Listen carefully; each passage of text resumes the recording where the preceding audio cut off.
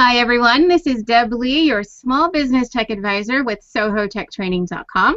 Welcome to the Small Business Tech Chat for June 2014, already in the middle of the year, almost at the end of the middle of the year. So today I'm really excited to be talking about podcasting. And I've got with me John Hunt. Now, he's the host of Keeping You Organized. It's a podcast, so no surprise there. It is produced by Smeed Organomics, as they are known on Twitter, as well as Google+. And he's going to give us a behind-the-scenes look at what it takes, what it looks like to produce this podcast. So from, getting the topics, figuring it out, planning, and then recording, what kinds of equipment does he use, and we'll talk a little bit about marketing too. And if there is time, we will keep him in the hot seat to talk about his favorite apps. As you know, I'm an appaholic, and apps are a favorite topic for me. So we'll have him talk a little bit about that as well. So John, welcome. Thank you for joining me today. Well, it is great to be here. Virtually, love it, and it's fun to be on the other side of the interview too. I know. So for those of you that don't know, for John's podcast, Keeping You Organized, I've been a guest, and so he's put me in the hot seat before, and will again very shortly. So the roles are reversed today. So John, give us a little bit of background about your podcast and sort of, how it works for you and what you do and why you're doing it. Okay, well that's a bunch of questions which will deconstruct here a little bit. Our podcast is called Keeping You Organized, like you mentioned. You can always find our main page for the podcast is smeed.com/podcast, and it has the index of all the episodes. We've been doing a weekly podcast since last September, and getting ready to wrap up season 1 and already recording into season 2 right now. We record about anywhere from 6 to 8 weeks ahead of time, depending. And our Smeed, of course, is a company that manufactures over 2,000 filing products. Okay, so when you think about file folders and organizers and things like that, that's fun to, those are good products that help everyone out. But really, from a marketing standpoint, what we really try to do is focus on keeping people organized. So as part of our strategy, our marketing strategy is how can we get that message out. We don't even really promote our products that heavily in our program because it is something that is we're focused on the helping people get organized. So anyway, so what we do is we interview, talk to the top professional organizers in the nation like yourself, and just try to get tips and advice and behind-the-scenes stories, and it works really well. I mean, we get a lot of good feedback about the program, and we've had, you mentioned Smeed Organomics, which is kind of what would be our blog, I guess you would say. We've been doing it since, I think, around 2007, and it's just a collection of, there's hundreds of articles on there, and now we've added videos, and of course now the podcast was just the next extension, because podcast is just another form of reaching out to your end user, your target audience, and communicating them in that way. Awesome. Well, thank you for that overview. Now, I'm really curious about how you come up with topics, sort of the planning piece. I know, I don't do a traditional podcast. I do what we're doing today. So a Google Hangout, I do them once a month. There's some editing that happens. I'm the one that comes up with the topics. I come up with the guests that I want. I do the invitations, that kind of thing. So how involved are you as the host, and how do you come up with those topics, and what kind of planning goes into a podcast? Well, I'm pretty involved as the host, but we have a small team here too. Predominantly on the podcast, it's myself and our producer, Leanne Wright. But what we do, Leanne said we could probably even have her stick her head in if you want to say hi to her. Stick her head in there, Leanne. Keep the headphones on for effect. Hello. Here. So, okay, that's her 2 minutes of fame.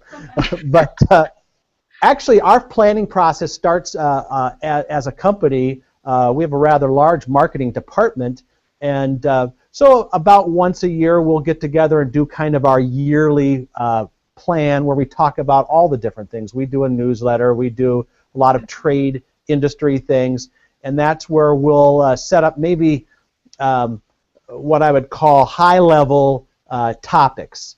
For example, last month it was procrastination. So what we'll do is we'll get an article on procrastination written by a professional organizer. We have a podcast. We'll do different things like that because we know that topic is very important to Jennifer. And who is Jennifer? Jennifer is our avatar, our target audience. She's somebody who's interested in getting organized. She's about 38 years old. Now, our target audience is not all 38. Right. But she's kind of right in the middle there of the people that are interested in getting organized and ultimately using our products. So we always say, me and Leanne, would Jennifer be interested in this? Okay. And if Jennifer's not interested, we don't do it. Well, what I like about what you're saying is I think though you are working with a team and with larger company than the average small business or a solopreneur like myself, I feel like we can probably take sort of a page out of your podcasting book because there's a bit of planning that happens up front, and you're talking about having a persona that you're writing to or speaking to, and I think that really helps in the planning. And what you just said, I think, is really crucial, that if Jennifer doesn't want to hear about that, then we're not going to write about that or talk about that because she's our target. And so having a target really, really is crucial, it sounds like. Yeah, and I think it's important. The other thing, and this goes into what why someone would want to do a podcast, because it's just another tool to reach your target audience. But the one neat thing about a podcast, especially an audio podcast, and we do both audio and video version, but is that you can Jennifer can take that along with her. Jennifer likes to listen to things when she's at the club working out or when she's driving in her car. You can get a long 22-minute piece of her time versus someone might spend the average of a minute or 2 minutes or 3 minutes reading a blog post or an article or watching a short video. So that's so we kind of think about how is this going to work to her. We try to pick out topics. Now, one of the little things we do is if you go into Smead Orgonomics, which is smead.com/orgonomics, that's kind of our, like I said, our blog or our article and video repository. But we kind of start on a high level with home and office. Okay. So there's home organizing tips and office organizing tips because we realize we have two kind of audiences. Okay. And then below that level there are different things like organizing your family or organizing time management. And so what we do, so topic selection is based on a lot of those subcategories, and we might even go on our website and say, you know what, we don't have anyone in project management right now, which is actually one where we don't have, and that will be one of our upcoming shows. So we try to space it out as far as the different topics go, but a lot of it is when we identify kind of the key influencers in the professional organizer market, and a lot of them have their sweet spot, and so we try to take where they're an expert at and work with that as well. So are you the person reaching out, or are you reaching out sort of, I know that next month or the next 3 months we're going to be focusing on these 3 topics, and then someone sort of reaches out to that guest and says, hey, can you join me? Are you also getting a backup guest just in case something happens? I mean, how does that process work? Well, we don't ever do the shows live like we're doing right now. Okay. But what we do is so there are occasions where, in fact, last week I was sick, so I had to cancel a taping because they're all taped and edited. So, but me and Leanne, we discuss regularly, who would be good people to invite on the show, what topics are we looking at. Leanne was just at the NAPO convention, so she's talking to a lot of professional organizers. That's National Association of Professional Organizers, for those that don't know that. And so it's part of just trying to build, and we're trying to build a community around the program of the organizers, of the people who want the organizing tips. And so that's one of those things where we are trying to, again, look at Jennifer's mind. What would Jennifer be interested in hearing about such and such? And then we kind of take it from there. Okay, so now that we know you've got that planning piece down, got the topics. By the way, are you doing all of that at once? So you meet for that first meeting of the year, and are you planning the entire 12 months, or are you just doing sort of bits and pieces and then you meet again? Well, we plan the entire 12 months as far as the high-level topics. That's Okay. what's going to go on SMED.com, what new products we have releasing, what time of year, okay, it's July, we want to talk about travel. But that's about all we get through in that meeting, and that's usually in August, September, we do that. And then we just kind of create that, and I'm sure you've heard people say develop an editorial calendar. Yes, So that's we right. kind of develop a high-level one once a year, and then we're usually 1 to 2 months out as far as, like right now we're working on getting our August stuff put together, Okay. contacting the professional organizer for the articles and that kind of thing. So we're usually about 2 months out to 3 months out on taking that big topic and then, reducing it down to what are all the mechanics that need to happen to do that. Okay. Now, I was interviewed recently, or on a panel, one of these Google Plus Hangout panels, and the question came up about Clout Score. And are you guys looking at someone's Clout Score when you're deciding if you want to have them as a guest? Or is it just, I met them at conference and they really know their stuff? What is it that I got to be careful when I'm on camera and how I rate different social media things. Sorry, I don't want to put you in a bad spot there. No. What I'm going to tell you is that we don't look at Clout Score at all. Okay. Only because in my experience with it, you've got Justin Bieber and Barack Obama at 99 or 100, and everybody else is down at 30 or 40. I think in our audience there are probably not enough people pushing out enough content to generate a high Clout Score. So I don't like to use that as a factor. What we do is we monitor our social channels. We look at Facebook, we look at Twitter, we look at Google Plus. Who's out there talking, who's out there influencing, because that's who we want to connect. And there are some. We have. I won't mention a name. We have one person that we have on the program who still has the website under construction and doesn't have really a social media presence, but they're an influencer in the professional organizing industry, and they have a lot of good content. So we're looking at, how can we bring Jennifer the most value, and whether that person is really popular in social media or not, that's kind of how we judge it. But Cloud, I don't know, I've never really jumped on Cloud, I guess. Well, I don't even know what our Cloud Score is. Okay, so, it's sort of an influencer barometer of sorts. And I think to your point, someone could have a large following and be considered an influencer, and someone could just be pushing out a lot of content, and maybe they aren't the person for your podcast or your blog post or whatever it is that you're doing. I don't ignore a Clout Score, but it's not my main focus. It's not at the top of my list. It's probably not even in my top 10 things that I look for.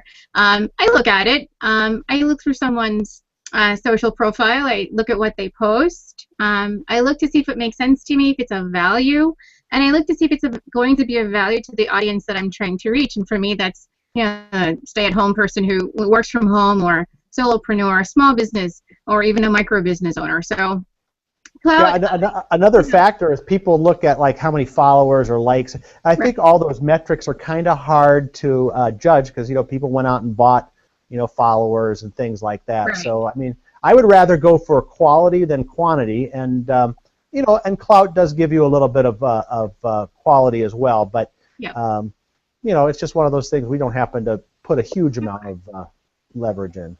All right. Well, thank you for that. Now let's talk a little bit about equipment.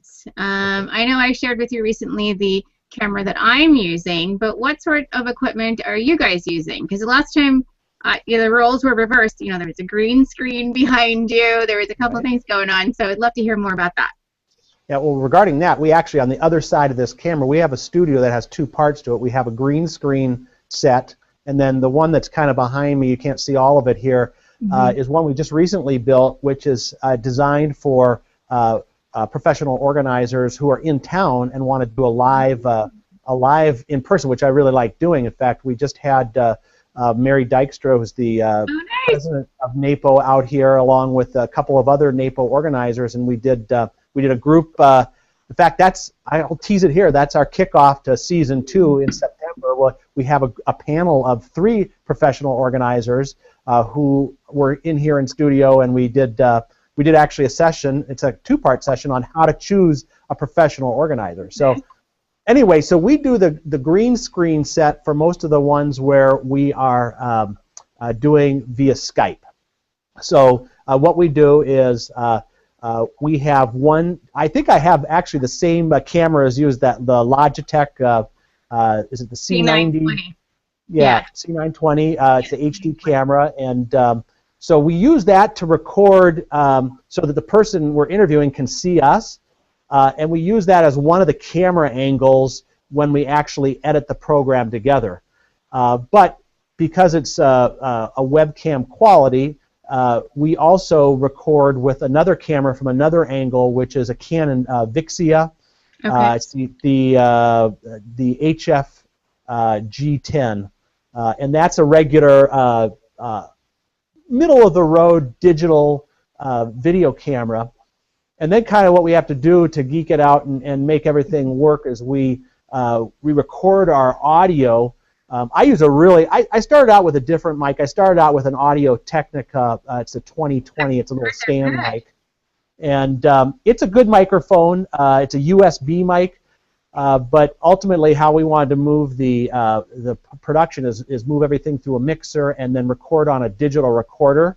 Okay. Because that way, when we go back into the edit, we can have control over each person's voice, and it can be high quality. And so now we're using what's called a Shure SM7B, which is a microphone you find in radio stations. So if you go back to the early parts of our season, you'll probably notice the audio, and we were kind of getting our feet on the ground there. The audio quality was not quite as good as we wanted, and so we're beefing it up and adding pieces. But when you talked about people wanting to start a podcast, that may sound really overwhelming. Yeah. So I mean, seriously, the microphone that's built into this webcam is a decent microphone. Yeah, it is, because that's what I'm using right now. Yeah, and it sounds great. So you can use, all you really need is a webcam and then some kind of recording software. So we use something called Super Tintin for Skype. It's on the PC platform. There's also Call Recorder, Pamela. So there's a bunch of different ones. I think they're owned by the same companies. But if you do a Google search on Super Tintin for Skype, you'll see that. And what that allows you to do is either you can record a side-by-side interview, which you see a lot of. But what we do is we actually record both cameras separately. Okay. And the reason we do that is because then we have the ability to go back in our edit and edit like it's a regular television show with multiple cameras, and you have a little bit more control over the pacing of the show. And then the Canon camera, which is also recording from a different angle, so you really have several different options then when you edit together to make it go. A lot of people do the side-by-side thing because it's convenient. You hit record, basically your program's done at the end. That's the simple way to do it. But if someone's taking a drink of water or whatever, you don't, or their camera goes out or whatever, you want to be able to recover from that in the edit. So. That's interesting. During this, so I'm obviously using Google Plus as my platform. I tend not to use Skype. Well, first of all, I wanted to learn more about Hangouts. So when I first started doing them, I had no clue what I was doing, and I would get together with a friend of mine. I'm going to give her a shout out, Kim Moser, and we've had her on the podcast before. Yes, and we would do these test hangouts, live hangouts on air, and people would jump in and watch us practice in these test hangouts. So I love doing this, but I do love this camera. So for somebody out there who doesn't have this huge setup that you're talking about, or obviously not building a set, but just want some basic tools, I love that Logitech C920. And I'm also thinking about getting the Snowball, which is the external mic. It's the USB mic by Blue, I believe, Blue Technologies. Have you heard of that one? I have heard of that one, and the Audio Technica. There's a bunch of them that are around that $100. Some of them are a little bit more, but the only thing that you lose with that is that it is USB. You're recording everything on your PC. So, but that's a great place to start. I mean, I think that, and that's much better than maybe a built-in mic on a laptop. because then you're picking up all the room noise. So when you use an external mic, and really the webcam mic is an external mic because it's you're coming in from the outside. So so I think those things are good, and the Google. The reason we don't use actually, I had to do one of our episodes. We interviewed a professional organizer from Australia, and we could not connect on Skype. The signal was bad, so we just jumped over on Google Plus and re-recorded it. Nice. And then what I had to do was, I'm going to have my external camera, so we do the thing that you see in the movies with the little slate, and we line things up so then I could go back and use my other camera, and because when you do a Google Plus Hangout, then you're switching based on, either you as the controller are manually changing the camera, or basic, if I start talking, my screen comes up. If I sneeze and you're talking, my screen comes up. So, there's the things that, but it's free, so you can't complain about that. You can't go wrong with free. And for the most part, it is, wonky free, generally speaking. Every now and again, there's a little bit of a little glitch that comes up. But for the most part, you really can't go wrong with free. And I found that I've gotten really comfortable using Google Plus for these kinds of things. And it's, almost like I'm there with you. And I've got to find myself in that studio because it looks pretty cool from here, too. Oh, it is very cool. So if you're ever in the Minneapolis-St. Paul area, you're booked. I am never in that area, but I will do my best to be there at some point so I can see that studio. So, one other thing about Google Plus and Skype, obviously Skype you can't have an audience. So again, that's I would be using Google Plus, and we're talking about doing more stuff like this. Maybe another program that's live, and it's great. I love the Hangouts. I think it's I love live things too. Now not everyone can make it at this date and this time, so then you have the replay. But another trick. Now, do you take and use the original show, or do you pull that down and upload a different show for your for when you actually post the archive of this? I do both, actually. So, for before I got more comfortable with Google Plus and before the integration with YouTube, there was I was still finding my way. So I ended up with 2 accounts. I have one that is SohoTechTraining@gmail, and then I've got Deb at Soho Tech Training. And so one of them is my default. And so the default gets the raw footage. It's not edited in any way. No intro, no outro, nothing. Zip. Just the title. That's it. And then for my other channel, I actually pull the video down. I use Camtasia. I add in the intro and outro. I have a set one, so it never changes, always the same. There was a small change recently, just a minor sort of aesthetic change, but generally it's the same thing, same intro music, it's all the same.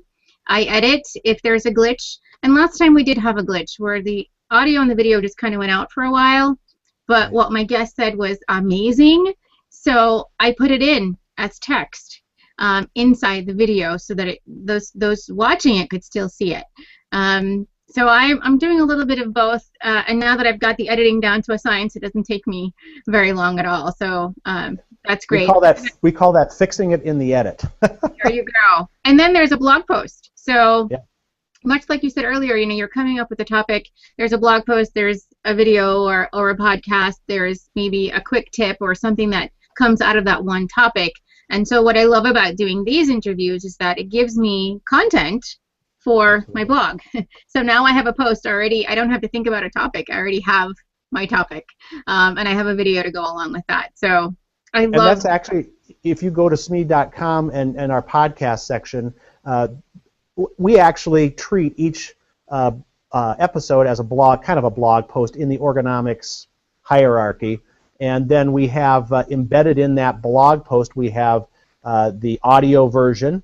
We have the video version, and then we have the show notes. And we're working on trying to get transcription, too, and that would be an additional, because all that stuff is good. Some people like reading transcripts. Some people like watching video. Some people like listening to audio. So we're trying to, repurpose as much as we can. Well, if your video is on YouTube, YouTube does, it does a transcription for you, but it is a little on the spotty side. I know. It's not always accurate, but a transcription can really be great for your content, and that's one area that I would like to be better at. And it's something that can be outsourced. I mean, for the small business owners out there, Fiverr, you can find someone who can do a transcription for you for, not too much money. You're not going to be breaking the bank. And with some keywords in there, I think it can help your content get found. So a transcript, I think, is definitely helpful. Absolutely. All right. So let's talk a little bit about marketing. So, you come up with all this great content. You produce it, you put it together, you're editing, everything looks fabulous. How do you get people to see it, listen to it, because you're doing both audio and video? Right. Well, yeah, it's a multi-pronged approach, but the first thing, and again, going back to our, the whole main reason we did the podcast in the first place is to have more content for Smead Ergonomics on our website. So, that's step one, is put it on the website. On our homepage, we have a rotating banner that will drive people. So we have a certain amount of web traffic that will drive right in there.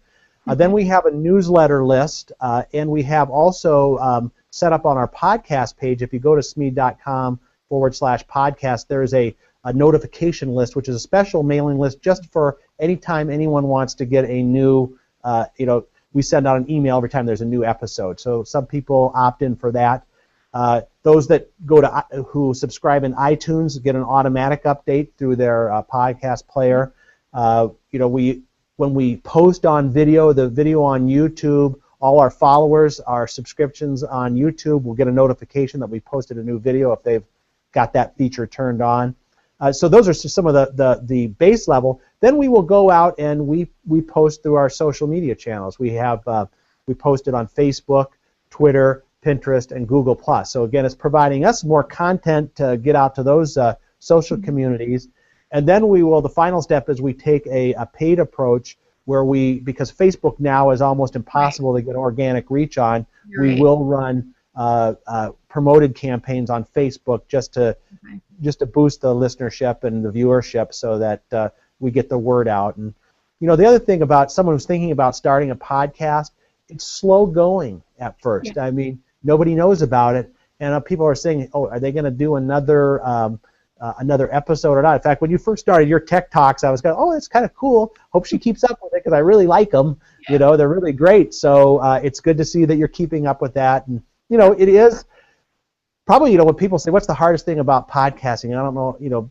Being comfortable on the mic and all that is one thing, but just consistently doing them, because if you don't, you've got to schedule the guests and get them on, and there's a lot of routines that go before the actual program to get it done. So that's where trying to keep on schedule. So kind of to answer the marketing piece, it's all those organic pieces. We have a little bit of paid, but and it's really a micro audience. Although the podcast, the last time I checked, has been downloaded in over 90 countries. Wow.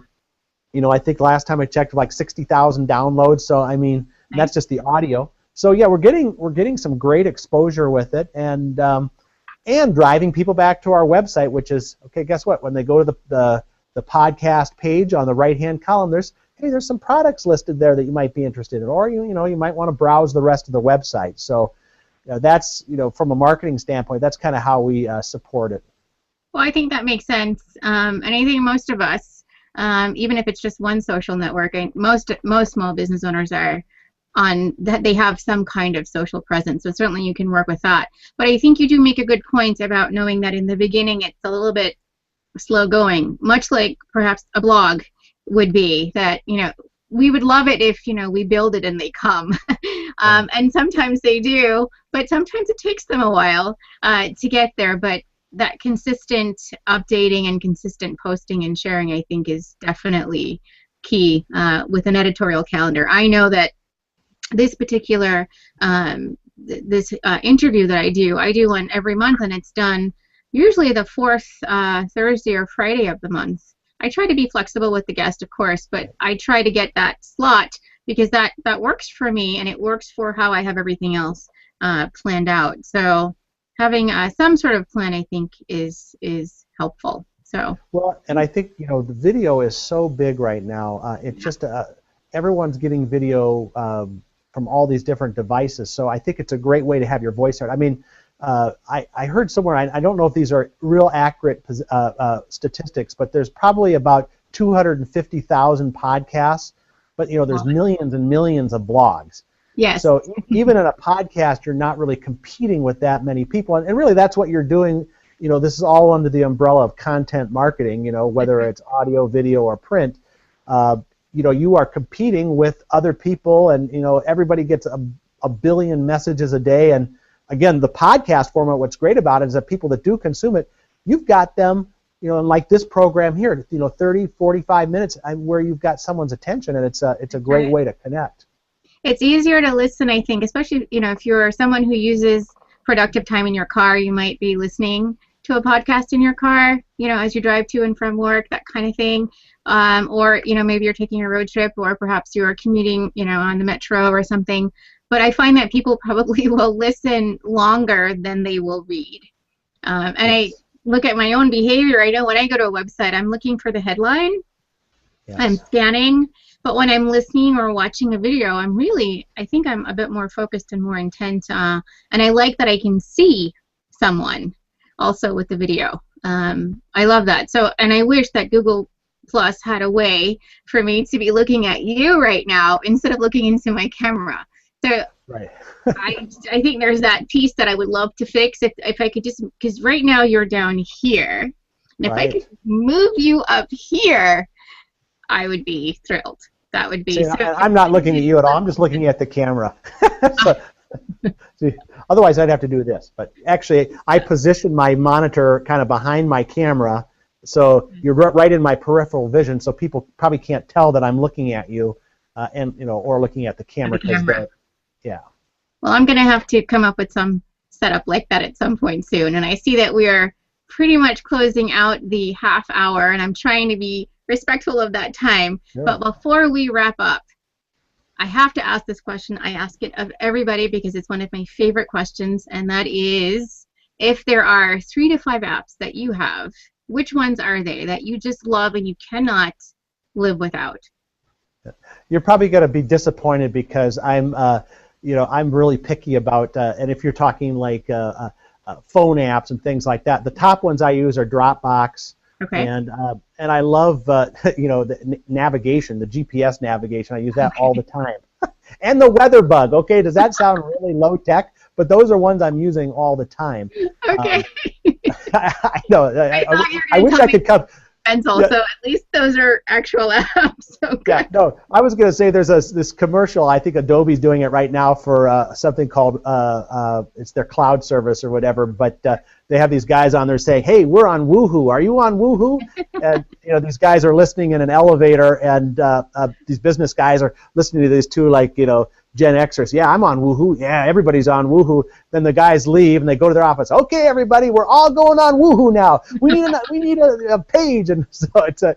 But now, one thing I was going to tell you that might be interesting. There's an app, kind of an app, because Google Hangouts has an app called Webinar Jam, which is a front end for Google Hangouts. And what that is it allows you to set up a registration page and integrate with your email service so you can capture emails. So, for example, if you wanted to invite people to this webinar, you could say, hey, come to our webinar, sign up here. It registers, it puts them on your email list, and then we'll send them out like, hey, we're starting in a half an hour, we're starting in, you can send out messages before and after the webinar to remind them, but it sits right on top of Google Hangouts, so it's a nice little app that it also helps you do, it's designed actually to do webinars using Google Hangout. So that, it's kind of like it would replace a GoToMeeting or something like that. So it's not, but it's a nice little app that, you can use to use Google Plus, use Google Hangouts, and then have the registration and some control. And it's a little tool. It's like the Hangout toolbox. It sits on your side, and you can invite your guests in, and then it automatically works with the API of Hangout. So it's really seamless. It's a nice little deal. I'm gonna have to check that out. So that's called Webinar Jam. Webinar Jam, yeah. Okay.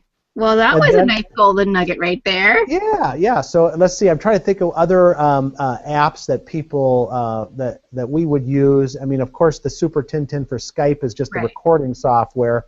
But I think if you're just starting, I mean, before you get in all these other apps and things like that, make sure you have a good email provider so that you can build an email list. I mean, that's probably the best way online, because if we didn't have our email list, promoting our podcast would be a lot harder to do, because then you're relying on the paid and the social. And, social is good, but email is still like the number one.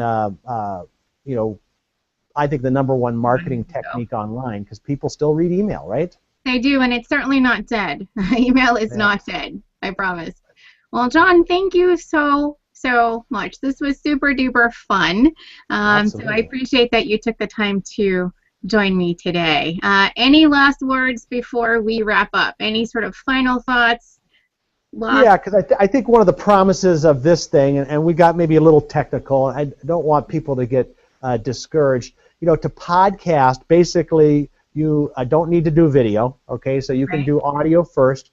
You can use those call recorders, or, I mean, you really need to, unless you're going to have someone in the same room from you, or same room as you need to have some way to record, so that, those Skype call recorders are all about $30. You have the nice webcam, or you can start with the built-in one if you want. You can use their free audio recording softwares like Audacity, which is one that.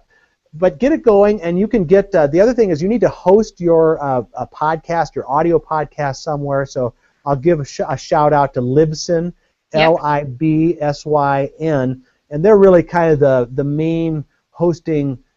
It's where you put your audio file when you upload it, because you don't want to have that on your website. Otherwise, you get a bunch of people listening. It could pull your website down. So, and for startups, it's really inexpensive. $5-10 a month, and you can have an account there. So start there. Don't worry about being perfect. I've been doing this a long time, and even when we started our shows, I look at some of those first shows and go, oh my gosh, how did we do that? But you just got to keep doing it. You keep producing content. You get better at it. You get more comfortable. And even a lot of the big podcasters, you go back and listen to some of their beginning shows. They're horrid, but they build it up. And the good news in the beginning, when you're practicing, there's less people listening and watching. So, very good point. just got to get started. That's really the main thing. Well, thank you. That was a great way to close out. So thank you again, John, for joining me today. Great. And thank you to those of you who took time out of your day to watch today's broadcast. This is Deb Lee signing off for SohoTechTraining.com. I'll see you next time. Bye-bye.